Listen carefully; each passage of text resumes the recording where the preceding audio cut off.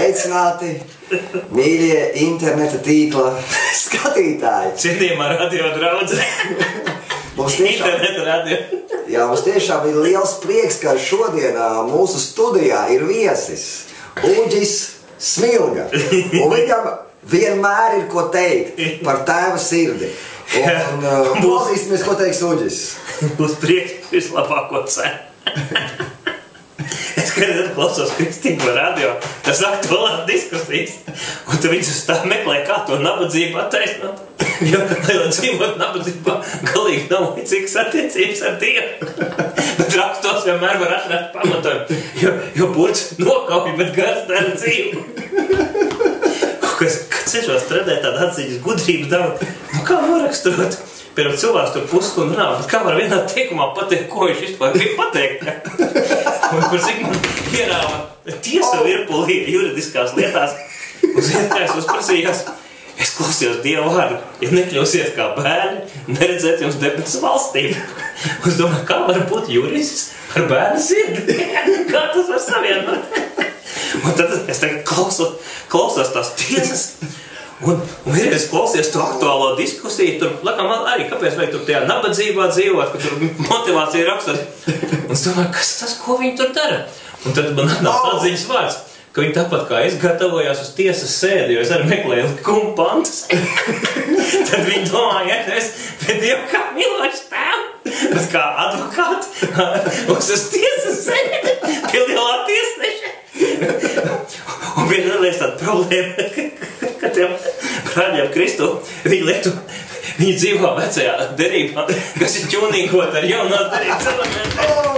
Un līdz ar to viņam vēl vienmēr iet šo tiesas sēdi. Bet es iedomājos, cik būtu interesanti, ka jūsu mīļais bērns bailīgi ievilktos jūsu dzīvokli, kurš visu laiku ar tādu grāmatu rokā un tā bailīgi slēptamies, domā, kā to mammu vai tētu vēl nedagu papīri. Jums ir gribētos domāt, ka viņš ir psihiatru vai aizvest. Viņš nevar vienkārši nākt kopā. Jā, tas ir briesmīgi. Man patīk tā tēva vēstule, kas Dievs rakstīja, tie, kas man nepazīst, ir radījuši par mani nepareizi priekšstatu. Es neesmu tāls un dusmīgs, bet mīlestības pilnīgāk izpausme. Vienreiz arī es šausmīgi dabūju papīri, un es Dievam lasīju. Dievs, tu rakstīji tajā vēstulē, es tev vēlos parādīt izcils un brīnišķīgas lietas, un es prasīju, vai tā ir viena no šīm. Kur tu dabūji papīri? Nu, smagas trieciens uz pārbaudības. Un tu man teici, ir, lai tādu mīlestību. Un es vienkārši, tā bija piemirsis, laikam, cik es saprotu, ka mēs nedzīvojam Dievu pasaulē, bet Sātana pasaulē. Jo viņš no Ādama un Ievas bija izkrāpis zemes grāmatu līdz Jēzus otrajai atnākšanai. Un lai atraisītos Dieva godību, un tad vienkārši viņam jāpaziņo par šo vēlmi tikties ar savu tēti, jāpaslavē droši vien. Un tad izveidās tas skrēcēš, ko Dieva eņģeļiem nolaities, un tad viņi atšauda to Sātana darbu. Ja mēs visu laiku meklējām rakstos tikai un nebūvējam šo slauso pielūgsmes skrēceļu, tad Dievam ir grūti ierasties pie mums laikam. Mēs varam dzīvot šajos pārbaudījumos un attaisnāt, cik mums ir slikti. Jā, brīnišķīgi, ļoti brīnišķīgi. Tad jūs sakiet, ka kristiešiem nevajag dzīvot nabadzībā. Nu, es domāju, ka jā, ka nevajag dzīvot noteikti. Jo man arī, ka reiz adventistu brāļi, vai jūs sludināt arī labklājības evaņģēlismu? Protams, jo atšķirībā no jums es netaisos dzīvot mūžīgā bāreņu namā un gatavoties, ka mūžīgi viss, kas pietrūks un būs slikti.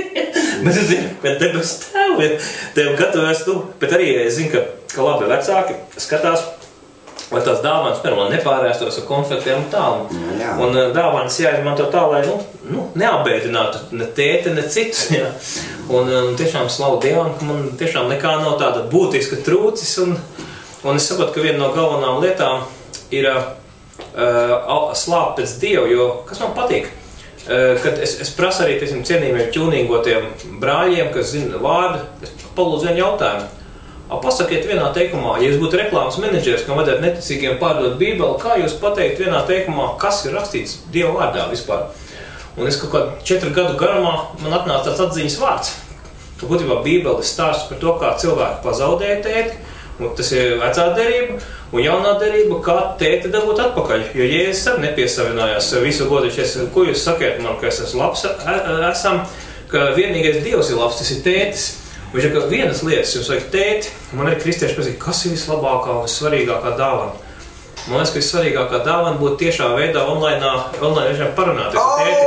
Jo ko tad vēl vajadzētu? Vienkārši paprast tētiem uzzini, ko vajag darīt, to visu kārtībā, vienkārši seko, jā. Un tā ir tiešām pat tā traģiskākā lieta, ka nav šīs te saiknes, ka ir tā kā šī kuģu šaušana E4 garā, A1 garā. Un viss tā kā tādi, ierēbuši bērni kaut kur kuļās pa to rakstiem krīt un apdauza sevi un citus. Un ka nav tāda koordinācija, jā, un laikam... Kā pa miglu. Jā, kā pa miglu, jā, kā pa miglu. Mana dzīve iet kā pa miglu. Tā ir kauna lieta, jā. Jā, un kaut kā tiešām, ka vajadzētu vienkārši iepazīties, sekot Jēzus, iepazīties ar tētu un iegūt online režīmu. Jā. Online režīmu, un tas, laikam, arī atrisināt tomēr tos jautājumus. Jā, un ir ļoti būtisks, kas man liekas kristiešiem, kas ir milzīga problēma. Ja Jēzus ir vēl joprojām uz krusta, ja tu nāc uz baznīcu un tavs Jēzus ir karājās vēl joprojām pie krusta, tā ir, man liekas, liela problēma. Jo es gribu pateikt to, ka Jēzus vairs nav pie krusta, viņš jau ir sen cēlies augšā. Viņa tur nav, viņš jau ir sen augšā un gaida, kad varēs ar tevi nokļūt online, kā saka Uģis, beidzot. Tad arī ir baigais prieks, jo Jēzus pie krusta viņš bija miris, bet pēc 3 dienām viņš cēlās augšā. Un tā kā Jēzus ir jau augšām cēlies, un viss ir kārtībā. Dzīve ir brīnišķīga, priecājieties, lai Dievs jūs svētī. Āmen.